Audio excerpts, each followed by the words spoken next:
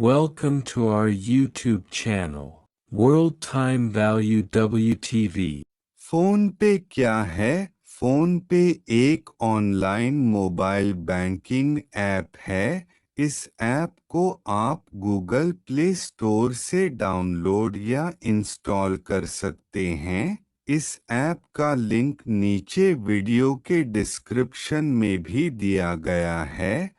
आप वहां से भी इसे डाउनलोड कर सकते हैं। इस ऐप की सहायता से हम ऑनलाइन पैसा लेन देन के कार्य कर सकते हैं, जैसे mobile recharge, electricity bill payment, DTH recharge, train ticket booking, पैसा ट्रांसफर, ऑनलाइन शॉपिंग इत्यादि। यह ऐप पूरी तरह यूपीआई यूनिफाइड पेमेंट इंटरफेस पर आधारित है और पूरी तरह सुरक्षित है।